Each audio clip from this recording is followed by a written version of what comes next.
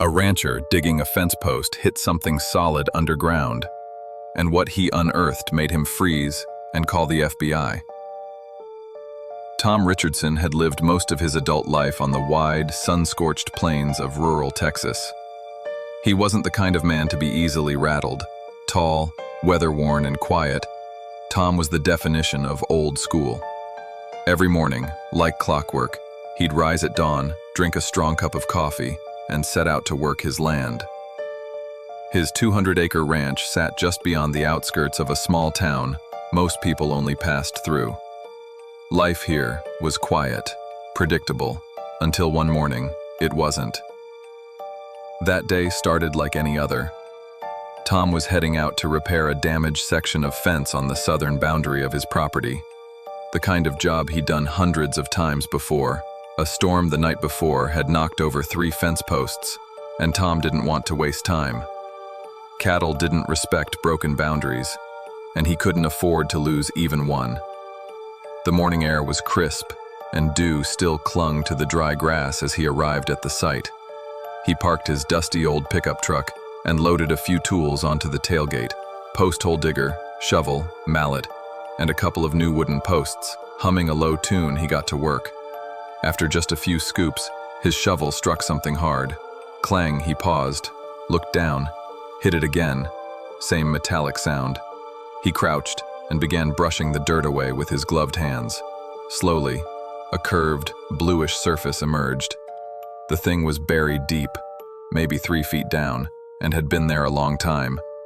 It was a large metal barrel, painted a faded shade of industrial blue, with thick patches of rust eating away at its sides. Tom frowned. What the hell was a barrel doing buried on his property? He tried to recall if he or the previous owner had dumped anything out here. Nothing came to mind. Curious and slightly uneasy, Tom kept digging. After about 20 minutes, he had uncovered most of the object. The barrel was upright, packed tight into the earth, and sealed shut. No dents, no bullet holes. Just one detail that stood out: a thick, rusted padlock sealing the lid shut. Whoever buried this didn't want it opened easily. Tom's instincts were now on full alert. He stood up, brushed the sweat from his forehead, and walked back to his truck. Grabbing a length of heavy chain and a winch cable, he returned to the site and carefully looped the chain around the barrel. He attached the other end to his truck and slowly, methodically began to pull. The barrel resisted at first. The soil clung to it like it didn't want to give up its secret. But after a few minutes, it began to rise, inch by inch, until, with a final groan, it broke free and landed on its side. Tom stared at it for a long moment. It was heavy, too heavy.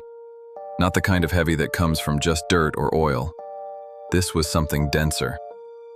His pulse quickened. He walked around it slowly, noting the condition of the lock. The rust had weakened it enough. With his bolt cutters, Tom clipped it. The old metal gave way with a loud snap. He hesitated again.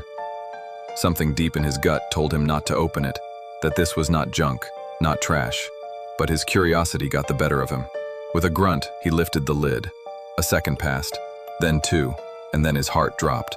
Inside the barrel, wrapped tightly in layers of black plastic and industrial tape, was a human body.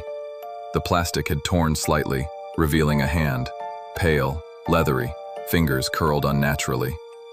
For a moment, Tom didn't move. The sheer wrongness of the sight paralyzed him. Then the shock passed, and his instincts kicked in. He backed away, trembling, and pulled out his phone. 911. What's your emergency? I found something. A body, buried on my ranch. What's your location, sir? Within an hour, flashing lights and sirens broke the silence of the plains. The local sheriff's department arrived first, then the county forensic team. Tom watched from a distance as yellow tape was stretched around the scene. Officers spoke in hushed voices. Some looked visibly shaken. But it wasn't until the black SUVs with federal plates rolled in that Tom realized this was something far bigger than a local crime. 3 men in suits emerged, flanked by forensic techs. One introduced himself, only a Special Agent Hale with the FBI. They asked Tom to recount everything he'd done that morning, from the moment he picked up his shovel to the second he opened the barrel. Every detail mattered, they said. As they began to examine the contents, something unexpected happened.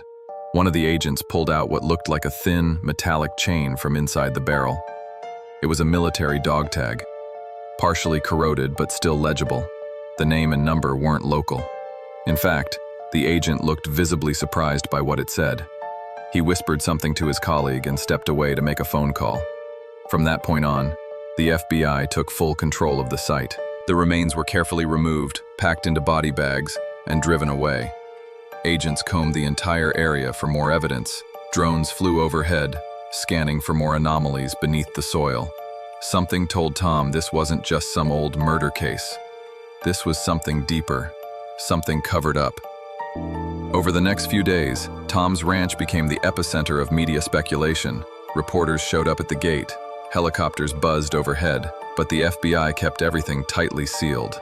Tom was asked to stay quiet, for his safety and for the integrity of the case. But he overheard enough from investigators to piece together a disturbing picture. The name on the dog tag. It matched a man reported missing from an army base in Nevada in 1978.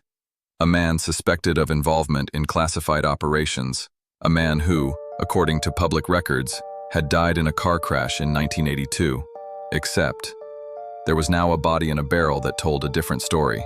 Some agents speculated it was part of a military cover-up. Others believed it might be tied to organized crime, perhaps a cartel using old ranch land to bury bodies. But none of that explained why the body had been buried so deep, so carefully, and with a lock meant to keep it closed for good.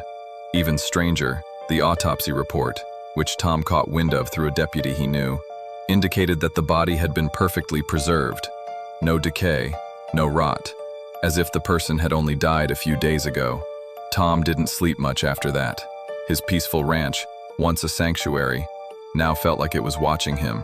One night, a black SUV parked on the road outside his property. The engine stayed running, but no one got out. After a few minutes, it drove off. The next morning, a dead coyote was found just inside the fence line. Its throat had been slit, clean, surgical.